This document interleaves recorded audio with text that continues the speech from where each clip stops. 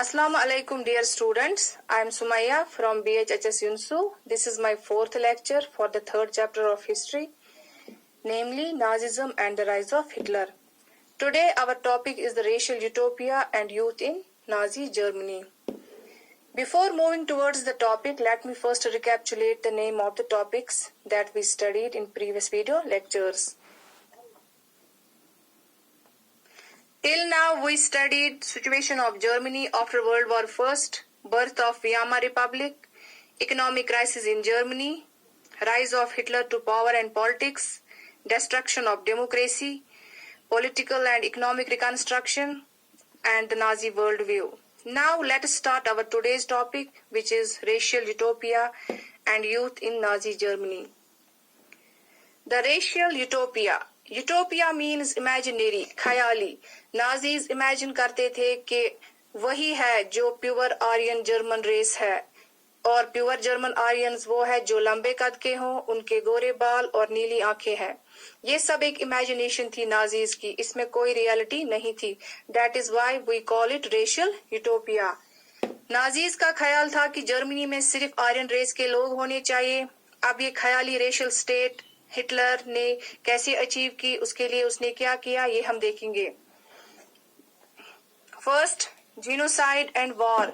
Genocide का मतलब बहुत ज्यादा तादाद में लोगों को मारना, एक साथ हजारों लाखों लोगों का कत्ल करना, इसे जीनोसाइड कहते हैं. ये जीनोसाइड हुआ जर्मनी में under the leadership of Hitler.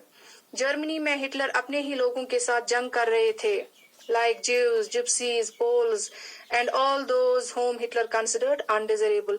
इन सब को मारा जा रहा था हिटलर ने. Second, occupation of Poland. हमने पढ़ा कि 1939 में हिटलर ने पोलैंड को इन्वेड किया और उसी से वर्ल्ड वॉर सेकंड की शुरुआत भी हो गई. अब हिटलर ने पोलैंड पे कब्जा किया और नॉर्थ ईस्टर्न साइड जो था पोलैंड का, वहां से पोलैंड के लोगों को निकाला गया. पहले मैं आपको मैप दिखाऊंगी यूरोप का, जहां पे हम देखेंगे लोकेशन पोलैंड की. ये देखिए, ये है यहाँ पे पोलैंड और ये है इसका नॉर्थ ईस्टर्न पार्ट, जहां से पोलैंड के लोगों को बाहर निकाला गया. पोलैंड के लोगों को अपना घर, अपनी जायदाद छोड़ के जाना पड़ा पोलैंड के दूसरे हिस्से में.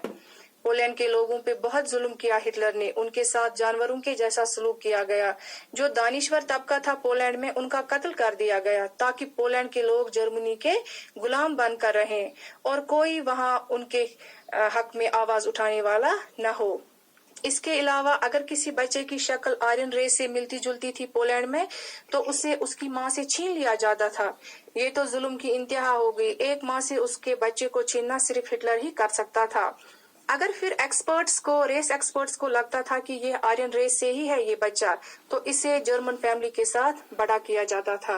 और अगर लगता था कि ये आर्यन रेस से नहीं है, तो इसे ऑर्फनेज यानी यतीम खाने में भेजा जाता था, जहाँ पे लिविंग कंडीशंस खराब होने की वजह से बहुत सारे बच्चे मर जाते थे. इसके अलावा गेटोज मतलब वो डिमार्केटेड एरियाज जहाँ पे नॉन आर्यन रेस लोगों को रखा जाता था, और गैस चेम्बर्स जहाँ पे लोगों को रखा जाता था और बड़ी तादाद में मार दिया जाता था. इन गेटोज में non Aryans like gypsies, Jews, Poles, physically challenged people, mentally unfit लोगों को रखा जाता था और कत्ल कर दिया जाता था. अब जो वो नॉर्थ ईस्टर्न पार्ट था पोलैंड का, वहाँ पे आर्यंस को रखा गया जो कि यूरोप के मुख्तलिफ हिस्सों से लाए गए थे. चूंकि हमने देखा कि बहुत सारे लोगों को मारा गया, मगर कैसे, ये हम पढ़ेंगे अब. Steps to that in Germany. Hitler ने एक सिस्टमेटिक मैनर से लोगों पे जुल्म किया. कैसे, चलिए देखते हैं. स्टेज फर्स्ट एक्सक्लूजन, और ये स्टेज स्टार्ट हुआ फ्रॉम 1933 टू 1939.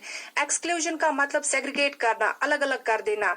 हिटलर ने अलग किया नाजीज और आर्यन रेस को, जिन्हें वो सुपीरियर समझता था, from Jews and other undesirable people like gypsies, Poles, physically and mentally challenged people. इसके अलावा only German superior Aryan races was having right of citizenship, मतलब सिर्फ जर्मन आर्यन रेस को ही सिटीजन माना जाता था जर्मनी में. Marriages between Jews and Germans were forbidden. Jews और जर्मनी के लोगों के बीच में शादी पे पाबंदी लगाई लगा दी गई और अगर कोई ऐसा करता तो उसे सजा दी जाती थी। बाइकआउट ऑफ ज्यूइश बिजनेसेस, जिस किसी भी कारोबार को ज्यूज चला रहे थे जर्मनी में उसको बाइकआउट कर दिया गया। Expulsion from government services, Jews और बाकी नॉन ऑरियंस को गवर्नमेंट सर्विसेज से भी बाहर निकाला गया।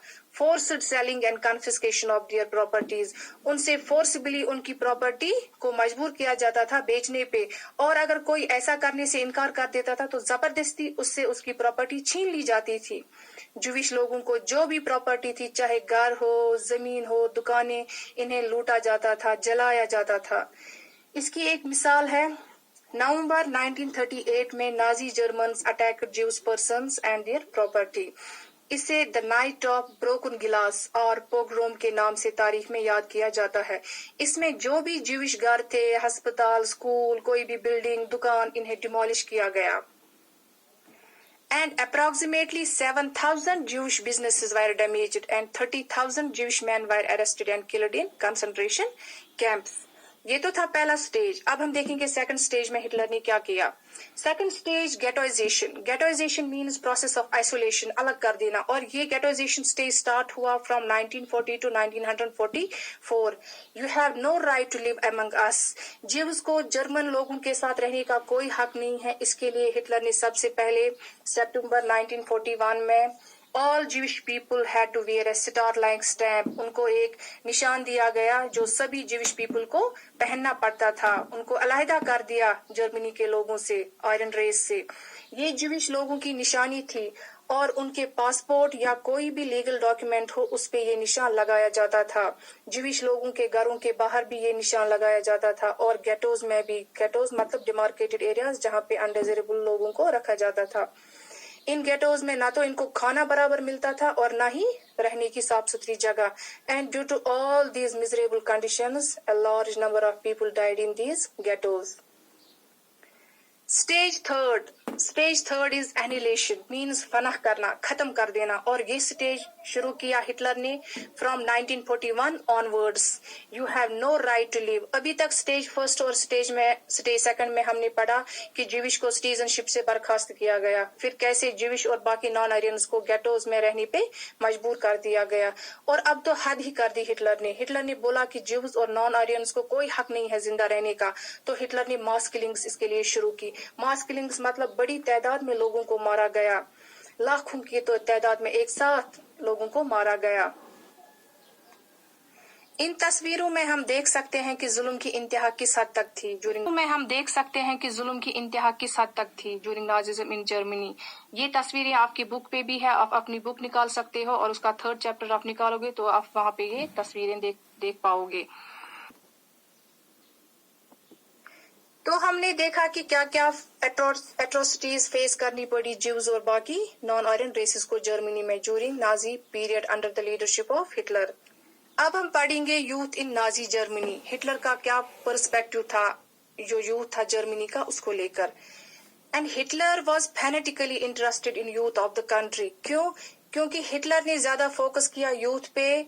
हिटलर को एक स्ट्रॉन्ग नाजी सोसाइटी इस्टेब्लिश करनी थी, और स्ट्रॉन्ग नाजी सोसाइटी तब बनेगी जब वहाँ के जो बच्चे हैं उन्हें नाजी आइडियोलॉजी सिखाई जाएगी, so as to create future nazist race in Germany. For this what Hitler did, let us see. First of all schools were cleaned and purified. All schools were cleaned and purified. मतलब जो भी Jewish teacher थे या कोई student था German schools में, उनको अलग कर दिया गया। लाइक अनडिजायरेबल चिल्ड्रंस को स्कूलों से बाहर निकाला गया, ज्यूइश टीचर्स को, ज्यूइश स्टूडेंट्स को, फिजिकली चैलेंज्ड जो बच्चे थे उनको भी निकाला गया, और जो जिप्सीज थे उन्हें भी, जिप्सीज मतलब जो ब्लैक पीपल थे उनको भी, all wire thrown out of the schools. Process of Nazi schooling. अब किताबों के जरिए बच्चों को नाजी आइडियोलॉजी के बारे में नॉलेज दी गई। बच्चों को ये भी सिखाया गया कि ज्यूज को हेट करो, ज्यूज से नफरत करो और हिटलर की वर्शिप करो। और तो और सपोर्ट्स एक्टिविटी के जरिए बच्चों में वायलेंस और एग्रेशन को बढ़ावा दिया गया। 10-year-old हैड टू इंटर जंग वोक। जंग वोक एक यूथ ऑर्गेनाइजेशन थी जहां पे 10 से लेकर 14 साल के लड़कों को परेड सिखाया जाता था, सपोर्ट्स एक्टिविटी सिखाई जाती थी और नाजी आइडियोलॉजी के प्रिंसिपल्स भी सिखाए जाते थे। At the age of 14 all boys had to join the Nazi youth organization. اور جب بچے 14 سال کے ہو جائے تو انہیں نازی یوتھ آرگنائزیشن جوائن کرنی پڑتی تھی where they learn to worship war, violence, condemn democracy, hate Jews, gypsies and undesirables. And at the age of 18 years, youth had to join the labor service. انہیں کام کرنا پڑتا تھا. And then they had to serve in the armed forces. 18 سال کی عمر میں انہیں کام کرنا پڑتا تھا اور پھر آرمی جوائن کرنی پڑتی تھی. Now we will see the Nazi cult of motherhood. عورتوں کی کیا سچویشن تھی, کیا پوزیشن تھی, کیسے خیال تھے نازیز کے ریگارڈنگ وومینز. نازی پارٹی اور ہٹلر عورتوں کو ایک باعزت اور باوقار انسان مانتے تھے اور عزت دیتے تھے اور عورت کا کام ان کے مطابق صرف بچے پالنا اور گھر کا کام کرنا تھا. جو ماں آرین ریس سے حقیقی جرمن اولاد پیدا کرے گی وہ قابل تعریف ہے.